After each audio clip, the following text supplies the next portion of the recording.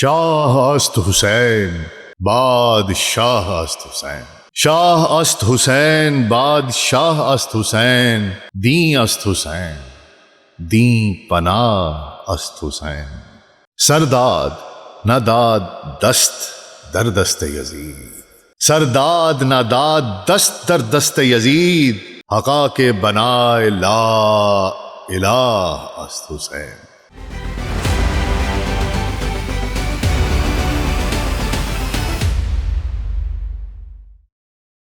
Global سچ pod cost doctor ناصر bag کے ساتھ آپ کی خدمت میں حاضر ہیں جی۔ السلام علیکم۔ 1300 سال سے زائد کا عرصہ گزر چکا، سانحہ کربلا آج بھی ہمارے ایمان کا حصہ، ہمارے ارد گرد جیتا جاگتا ہے۔ ایک ایسا واقعہ، ایک ایسا سانحہ جس کے اثرات آج بھی ہم اپنے ارد گرد محسوس کرتے ہیں۔ آج 10 محرم ہے اور حضرت امام حسین رضی اللہ تعالیٰ عنہ کی اس عظیم قربانی کا، اہل بیت کی اس عظیم قربانی کا ذکر لازم ہے۔ لیکن جب فیصلہ کیا کہ اس پر بات ضرور کرنی چاہیے، کوئی چوائس نہیں تھی، تو سوچا کہ ریفرنس کیا لیا جائے، کیونکہ بہت سے بیانیے ہیں، بہت سی باتیں ہیں، بہت سی بعد میں آمیزشیں ہو گئیں، بہت سی چیزیں ہو گئیں، بہت سے جذبات بیچ میں شامل ہو گئے، کیونکہ واقعہ ایسا ہے۔ تو اس وقت تحقیق کے بعد پتہ چلا کہ واقعہ کربلا کے بالکل سب سے قدیم اور مستند اور واقعہ کربلا کے قریب ترین پہلا وہ کون سا ایک اکاؤنٹ تھا جو کہ تحریر کیا گیا، تو اس کا جو ایک بنیادی ماخذ مجھے علم ہوا کہ وہ کیا ہے، تو وہ یہ لوط بن یحییٰ ابو مخنف کی کتاب ہے مقتل الحسین۔ تو کوشش یہ کی کہ اس کی روشنی میں ایک غیر جانبدارانہ جائزہ لیا جائے، کیونکہ یہ وہ روایات ہیں جو عینی شاہدین کے بیانات پر مبنی ہیں اور جنہیں امام الطبری نے اپنی عظیم الشان کتاب تاریخ الرسل الملوک میں بھی منوعاً محفوظ کیا ہے۔ وہ اسی سے سارے کے سارے واقعات تحریر کرتے ہیں۔ مدینہ سے کربلا تک کے اس پورے سفر میں جو بھی ابھی مخنف نے بیان کیا ہے وہ میں آج آپ کی خدمت میں پیش کروں گا۔ یہاں یہ بات واضح کرنا ضروری ہے کہ ابو مخنف لوط بن یحییٰ کا شمار مسلم تاریخ کے ان چند ابتدائی مورخین میں ہوتا ہے جن کا کام سانحہ کربلا کے وقت کے سب سے قریب ریکارڈ کیا گیا۔ جہاں تک اس کی علمی حیثیت کا تعلق ہے تو اہل تشیع کے ہاں وہ تاریخ کربلا کے معتبر ترین راوی مانے جاتے ہیں، جبکہ اہل سنت کے علماء کہ ہاں اگرچہ دینی احکام اور حدیث کی حد تک ان کی روایات پر کلام موجود ہے۔ بعض کہتے ہیں کہ اس میں ضعف ہے، کچھ میں کہا جاتا ہے کہ جی ضعیف بھی ہیں، لیکن کیونکہ یہ اس کے بہت قریب ہے اس وجہ سے ابتدائی اسلامی تاریخ بالخصوص عراق کے واقعات کو سمجھنے کے لیے امام طبری سمیت جلیل القدر سنی مورخین نے بھی ان کی مرتب کردہ تاریخی ڈیٹا کو ناگزیر اور بنیادی ماخذ کے طور پر قبول کیا ہے۔ چونکہ ہمارا مقصد کسی قسم کا تعصب پیدا کرنا نہیں ہے، بلکہ نواسہ رسول حضرت امام حسین رضی اللہ تعالیٰ عنہ کی عظیم الشان قربانی اور اصول پسندی کو یاد کرنا ہے، اہل بیت کی اس قربانی کو، اس عظیم ترین قربانی کو یاد کرنا ہے۔ اس لیے میں آج کے پروگرام میں خالصتاً ابو مخنف کی تاریخی دستاویز کو پیش کر رہا ہوں۔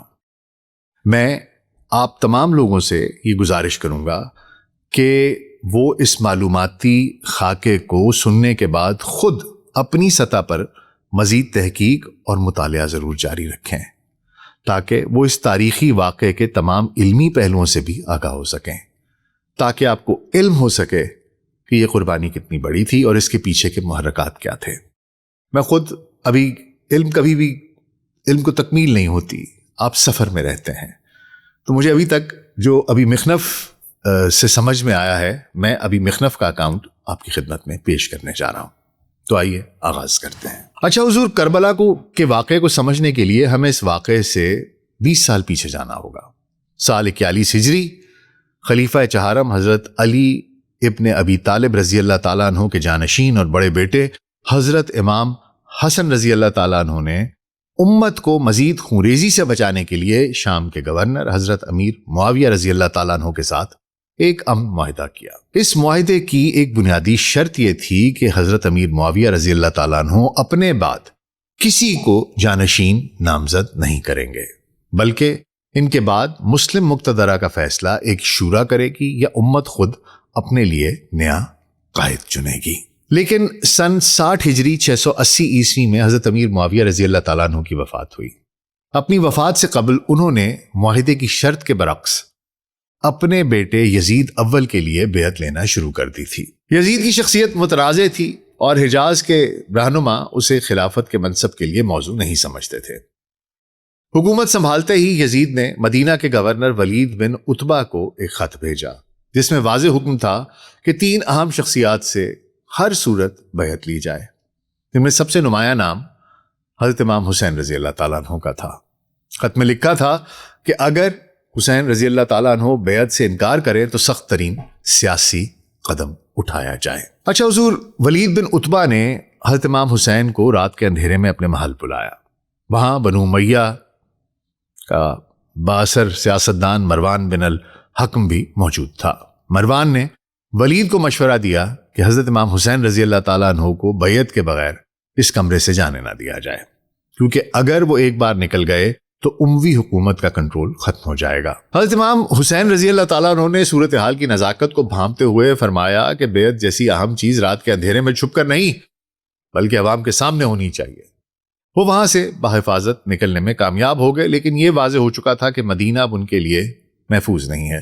چنانچہ اپریل 680 عیسوی میں وہ اپنے اہل و عیال کے ساتھ مکہ روانہ ہو گئے۔ اچھا حضور، جب حضرت امام حسین مکہ میں پناہ گزین تھے تو سلطنت میں یہ خبر پھیل گئی کہ نواسہ رسول صلی اللہ علیہ وآلہ وسلم نے یزید کی حکومت کو تسلیم کرنے سے انکار کر دیا ہے۔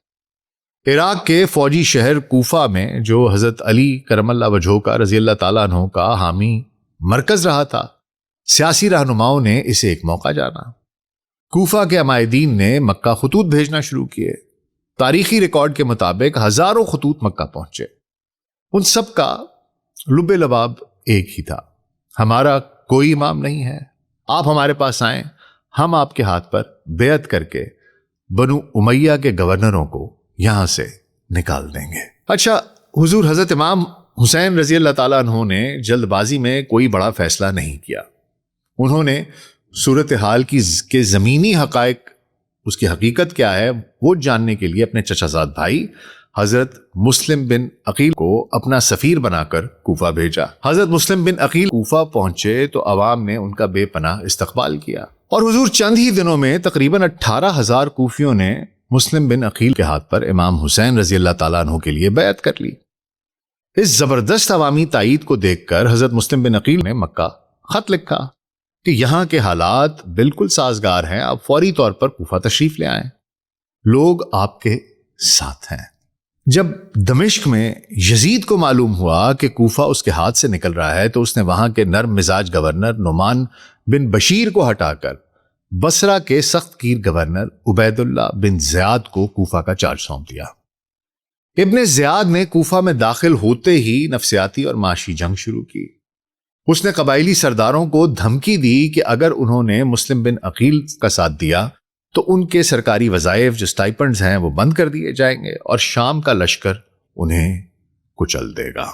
خوف اور لالچ کی اسی لہر کے نتیجے میں 18,000 کی بیعت چند گھنٹوں میں ہوا ہو گئی، غائب ہو گئی۔ حضرت مسلم بن عقیل جب گورنر ہاؤس کا محاصرہ کرنا چاہا تو قبائلی سرداروں نے اپنے اپنے بیٹوں کو صفوں سے نکالنا شروع کر دیا۔ رات ہوتے ہوتے حضرت مسلم بن عقیل جب مڑے تو وہ کوفہ کی گلیوں میں بالکل اکیلے کھڑے تھے۔ انہیں گرفتار کر کے کوفہ کے دارالامارہ کی چھت پر لے جایا گیا، انہیں شہید کیا گیا اور ان کا جسد خاکی نیچے پھینک دیا گیا۔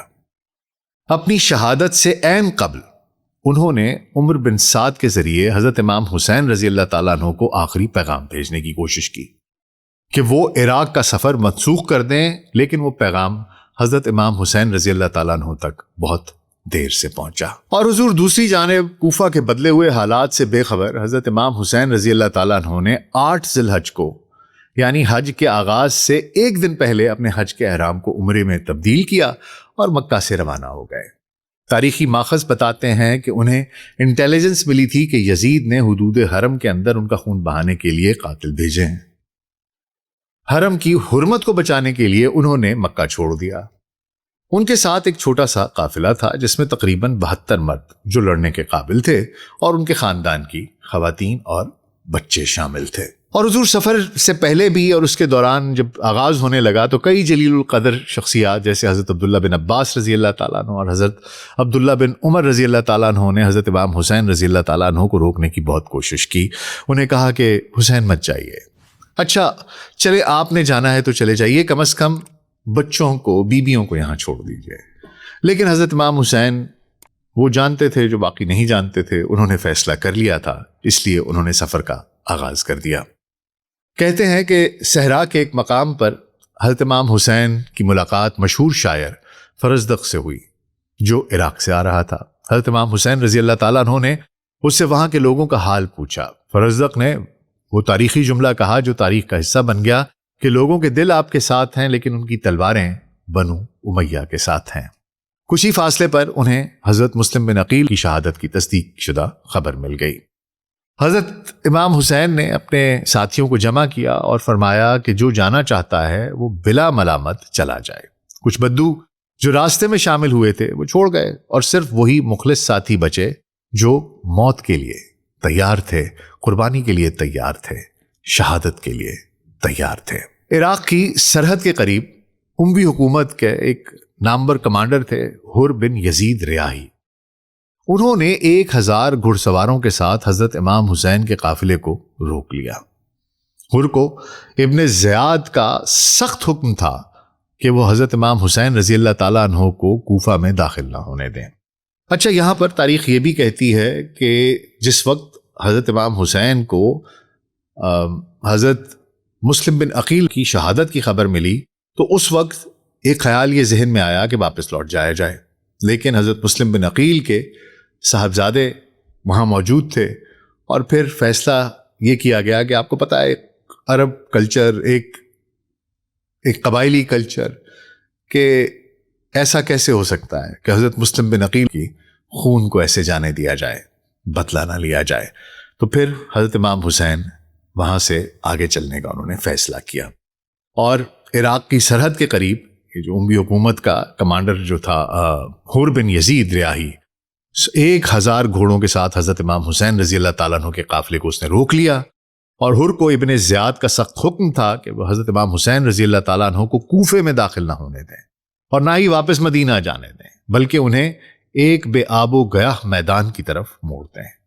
جب یہ دونوں گروپ ملے تو شدید گرمی کی وجہ سے حر کے سپاہی اور گھوڑے پیاس سے مر رہے تھے۔ حضرت امام حسین رضی اللہ تعالیٰ عنہ نے اب کیا نواسہ رسول، اب کیا کہہ سکتے ہیں، انہوں نے اعلیٰ انسانی اور اسلامی اقدار کا مظاہرہ کرتے ہوئے حکم دیا کہ ان کے اپنے خیموں کا پانی حر کے دشمن سپاہیوں اور ان کے جانوروں کو پلا دیا جائے۔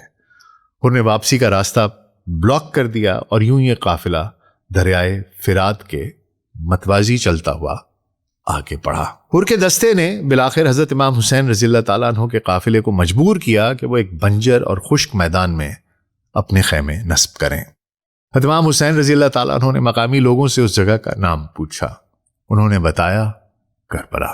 امام نے فرمایا کہ بے شک یہ کرب، تکلیف اور بلا آزمائش کی جگہ ہے۔ اچھا حضور چند ہی دنوں میں کوفہ سے اموی فوج کا مرکزی لشکر وہاں پہنچ گیا جس کا کمانڈر عمر بن سعد تھا۔ عمر بن سعد خود حضرت امام حسین ابن علی رضی اللہ تعالیٰ عنہ سے جنگ نہیں کرنا چاہتا تھا۔ اس نے کئی دن ابن زیاد کے ساتھ خط و کتابت میں گزارے تاکہ کوئی پرامن سفارتی حل نکل آئے۔ حضرت امام حسین نے عمر بن سعد کے سامنے 3 آپشنز رکھے، یا تو انہیں واپس مدینہ جانے دیا جائے، یا انہیں اسلامی سلطنت کے کسی دور دراز سرحد پر بھیج دیا جائے جہاں وہ سلطنت کے دفاع میں حصہ لیں اور شہید ہو جائیں وہیں پر لڑتے ہوئے، یا انہیں براہ راست دمشق جانے دیا جائے جہاں وہ یزید سے خود بات کریں۔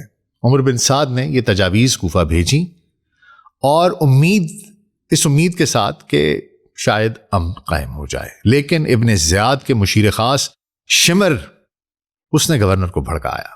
ابن زیاد نے عمر بن سعد کو آخری الٹیمیٹم بھیجا کہ حسین رضی اللہ تعالیٰ عنہ سے کہو کہ وہ بلا شرط میرے سامنے سرنڈر کریں ورنہ جنگ کرو۔ اگر تم یہ نہیں کر سکتے تو فوج کی کمان شمر کے حوالے کر دو۔ عمر بن سعد نے اپنے سیاسی منصب اور مستقبل کے لالچ میں جنگ کا آپشن چن لیا۔ 7 محرم کو عمر بن سعد کو خصوصی حکم ملا کہ حضرت امام حسین رضی اللہ تعالیٰ عنہ کے کیمپ کا رابطہ دریائے فرات سے کاٹ دیا جائے۔ 500 گھڑ سواروں نے دریا کے کنارے پر پہرا دینا شروع کیا۔ 7 سے 10 محرم تک شدید صحرائی گرمی میں حضرت امام حسین رضی اللہ تعالیٰ عنہ کے خیموں میں موجود خواتین اور چھوٹے بچے پیاس کی شدت سے نڈھال ہونے لگے۔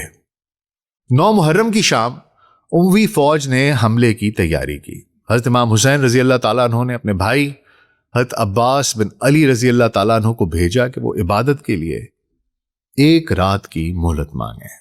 رات کے اندھیرے میں حضرت امام حسین رضی اللہ تعالیٰ عنہ نے اپنے تمام ساتھیوں کو جمع کیا۔ خیمے کے چراغ بجھا دیے گئے اور امام نے فرمایا، دشمن صرف میرا خون چاہتا ہے، آپ سب اندھیرے کا فائدہ اٹھا کر نکل جائیں، میری طرف سے آپ کی بیعت ختم ہے۔ لیکن ایک بھی ساتھی ایسا نہ تھا، ایک بھی ساتھی جو وہاں سے گیا ہو۔ سب نے ان کا ساتھ چھوڑنے سے انکار کر دیا۔ انہیں علم تھا کہ آگے شہادت کھڑی ہے اور اس کو گلے لگانا ان کے لیے باعث سعادت ہے۔ 10 محرم کی صبح جنگ شروع ہونے سے ٹھیک پہلے حر بن یزید ریاحی کی ضمیر نے ایک بڑا فیصلہ کیا۔ اسے اندازہ ہو گیا کہ کوئی سیاسی سمجھوتا نہیں بلکہ رسول اللہ صلی اللہ علیہ وآلہ وسلم کے خاندان کا قتل عام ہونے جا رہا ہے۔ وہ اچانک گھوڑا دوڑاتا ہوا اموی صفوں سے نکلا اور حضرت امام حسین رضی اللہ تعالیٰ عنہ کے قدموں میں آ کر معافی مانگی اور اسی فوج کے خلاف لڑنے کے لیے حضرت امام حسین رضی اللہ تعالیٰ عنہ کے لشکر میں شامل ہو گیا جس کا وہ کبھی حصہ تھا۔ مارکا پہلے انفرادی مقابلوں اور بعد میں گروہی حملے کی صورت میں لڑا گیا۔ اس دن کے چند اہم ترین المناک واقعات کچھ یوں ہیں کہ حضرت عباس بن علی رضی اللہ تعالیٰ عنہ، وہ حضرت امام حسین کے علمدار تھے، بچوں کی پیاس دیکھ کر وہ پانی لینے دریا کی طرف گئے۔ واپسی پر دشمنوں نے انہیں گھیر کر شہید کر دیا۔ اس کے بعد حضرت علی اکبر، حضرت امام حسین کے 18 سالہ کڑیل بیٹے جن کی شکل و صورت نبی کریم صلی اللہ علیہ وآلہ وسلم سے بہت مشابہ تھی، وہ میدان میں بہادری سے لڑتے ہوئے سینے پر نیزہ لگنے سے شہید ہوئے۔ حضرت علی اصغر، حضرت امام حسین کا 6 ماہ کا شیرخوار بچہ، پیاس سے بلکتے بچے کو حضرت امام حسین رضی اللہ تعالیٰ عنہ اموی فوج کے سامنے لائے کہ اس معصوم کو تھوڑا پانی دے دو، لیکن اموی کمانڈر کے حکم پر تیر انداز نے ایسا تیر چلایا جو بچے کے حلق کے آر پار ہو گیا اور حضرت علی اصغر بھی شہید ہو گئے۔ دوپہر کے بعد حضرت امام حسین رضی اللہ تعالیٰ عنہ کے تمام انصار اور اہل بیت شہید ہو چکے تھے۔ صرف ان کے ایک بیٹے علی ابن الحسین زین العابدین شدید بیماری کی وجہ سے خیمے میں تھے، جس کی وجہ سے وہ جنگ میں شرکت نہ کر سکے۔ حضرت امام حسین رضی اللہ تعالیٰ عنہ اکیلے میدان میں اترے، زخموں سے چور، پیاس کی شدت کے باوجود انہوں نے بے مثال شجاعت سے مقابلہ کیا۔ اموی سپاہی نواسہ رسول پر آخری وار کرنے سے ہچکچا رہے تھے کیونکہ کوئی بھی اس تاریخی گناہ کا بوجھ اپنے سر نہیں لینا چاہتا تھا۔ بالآخر شمر کے اکسانے پر سپاہیوں نے ایک ساتھ حملہ کیا، امام کو زمین پر گرایا اور ان کا سر تن سے جدا کر دیا۔ نواسہ رسول شہید ہو گئے۔ اموی فوج نے خیموں کو لوٹا اور زندہ بچ جانے والی خواتین جن میں امام حسین کی بہن حضرت زینب بنت علی رضی اللہ تعالی عنہا شامل تھیں اور بیمار حضرت زین العابدین، ان کو قیدی بنا کر پہلے کوفہ اور پھر دمشق میں یزید کے دربار میں پیش کیا گیا۔ اس دربار میں جہاں خوف کا عالم تھا کہ کوئی سانس نہیں لے سکتا تھا، حضرت علی کرم اللہ وجہہ کی بیٹی حضرت زینب بنت علی رضی اللہ تعالی عنہا کھڑی ہوئیں اور انہوں نے وہ فصیح و بلیغ خطبہ دیا جس نے اموی سلطنت کے ایوانوں کو ہلا کر رکھ دیا۔ حضرت زینب رضی اللہ تعالی عنہا نے یزید کو مخاطب کر کے فرمایا، اے یزید، کیا تو یہ سمجھتا ہے کہ تو نے زمین و آسمان کے راستے ہم پر بند کر دیے اور ہمیں قیدی بنا کر دربدر پھرایا؟ تو اس سے اللہ کی بارگاہ میں ہم ذلیل اور تو معزز ہو گیا۔ تو اپنی مادی کامیابی پر خوش نہ ہو، تو نے جو ظلم کیا ہے اس سے تو نے اپنے ہی چمڑے کو کاٹا اور اپنے ہی گوشت کے ٹکڑے کیے ہیں۔ تو اپنے مکر و فریب اور سازشوں کے ذریعے ہماری یاد کو تاریخ سے نہیں مٹا سکتا، اور نہ ہی وہی الہی کے اس نور کو بجھا سکتا ہے جو ہمارے گھرانے میں اترا۔ تیری رائے کمزور ہے، تیرے دن گنتی کے ہے، اور تیری یہ جمعیت ان قریب بکھر جائے گی۔ جس دن پکارنے والا پکارے گا کہ لعنت ہو اللہ کے ظالموں پر۔ اچھا حضور، یہ ایک مختصر سا احوال تھا کہ کس طریقے سے سارا معاملہ شروع ہوا اور کس طریقے سے انجام کو پہنچا۔ واقعہ کربلا 13 صدیوں سے صرف مسلمانوں کے لیے ہی نہیں بلکہ غیر مسلموں کے لیے بھی مشعل راہ رہا ہے۔ واقعہ کربلا کی عالمگیریت کا اندازہ اس بات سے لگایا جا سکتا ہے کہ مسلم دنیا سے باہر بھی تاریخ دانوں نے اس واقعے کو انسانی اصولوں کی بقا کا مارکا قرار دیا۔ مشہور برطانوی مورخ ایڈورڈ گبن اپنی کتاب Decline and Fall of the Roman Empire میں لکھتے ہیں، دور دراز کے زمانوں اور جغرافیائی حدود کے باوجود حضرت امام حسین رضی اللہ تعالیٰ عنہ کی شہادت کا یہ المناک منظر ہر اس قاری کے دل میں ہمدردی اور پگھلا دینے والے جذبات پیدا کر دے گا، چاہے وہ کتنا ہی سخت دل کیوں نہ ہو۔ اسی طرح عظیم فلسفی اور مورخ تھامس کارلائل لکھتا ہے، کربلا کے واقعے سے ہمیں سب سے بڑا سبق یہ ملتا ہے کہ حضرت امام حسین رضی اللہ تعالیٰ عنہ اور ان کے ساتھیوں کا خدا پر ایمان کتنا غیر متزلزل تھا۔ انہوں نے ثابت کیا کہ تعداد کی مادی برتری سچائی کے سامنے کوئی حیثیت نہیں رکھتی۔ حضرت امام حسین رضی اللہ تعالیٰ عنہ کی فتح مادی نہیں بلکہ اخلاقی اور روحانی تھی۔ خالص فوجی اور مادی نقطہ نظر سے دیکھا جائے تو یزید یہ جنگ جیت گیا تھا، کیونکہ اس نے اپنے سیاسی حریف کو چند گھنٹوں میں ختم کر دیا۔ لیکن تاریخی اور اخلاقی نقطہ نظر سے، روحانی نقطہ نظر سے اس مارکے کا بالکل الٹ ہوا۔ خاندان نبوت صلی اللہ علیہ وآلہ وسلم پر ہونے والے اس ظلم نے پورے عالم اسلام کے ضمیر کو جھنجھوڑ کے رکھ دیا۔ اموی سلطنت کا اخلاقی جواز ہمیشہ کے لیے ختم ہو گیا۔ اس واقعے کے فوراً بعد عراق میں تحریک توابین اور مختار سقفی کی بغاوت شروع ہوئی، جس نے کربلا کے مجرموں ابن زیاد، عمر بن سعد اور شمر کو چن چن کر ان کے انجام تک پہنچایا، اور اس واقعے کے 70 سال کے اندر بنو امیہ کی خلافت کا تختہ ہمیشہ کے لیے الٹ گیا، اور تاریخ نے ثابت کر دیا کہ تخت بدل جاتے ہیں، سلطنتیں مٹ جاتی ہیں، لیکن اصول کبھی نہیں مرتے۔ مارکہ کربلا صرف 2 گروہوں کی جنگ نہیں تھا، بلکہ یہ سیاسی عزائم، قبائلی عصبیت اور غیر متزلزل انسانی اصولوں کا وہ تصادم تھا جس نے تاریخ کا رخ بدل دیا۔ اچھا حضور، یہ پوری کی پوری داستان ہے، وہ سفر ہے جو حضرت امام حسین نے مدینہ سے مکہ، مکہ سے کوفہ، کوفہ سے کربلا، اور پھر جو وارثان تھے وہ کس طریقے سے پہلے کوفہ اور پھر دمشق گئے۔ اور ہم سب جانتے ہیں تاریخ میں کہ کیا ہوا، کیا نہیں ہوا، اس کے بعد کیا ہوا۔ میں آپ سے گزارش یہ کروں گا کہ میں نے تو آپ کو جو مجھے یہ ایسا لگا کہ یہ کیونکہ بالکل قریب ترین ہے اس واقعے کے، یہ جو تاریخ لکھی ہے ابھی مخنف نے، تو میں نے اس سے آپ کو جو حقائق مجھے سمجھ میں آئے، پڑھے، وہ آپ کی خدمت میں پیش کر دیے۔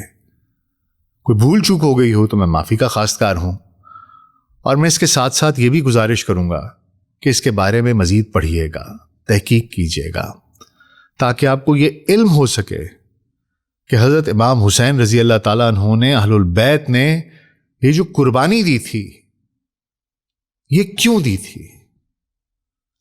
کیونکہ اگر اس وقت یہ نہ کیا جاتا تو ایک ایسی ریت، ایک ایسی روایت پڑ جاتی کہ کوئی کذب کے سامنے، جھوٹ کے سامنے،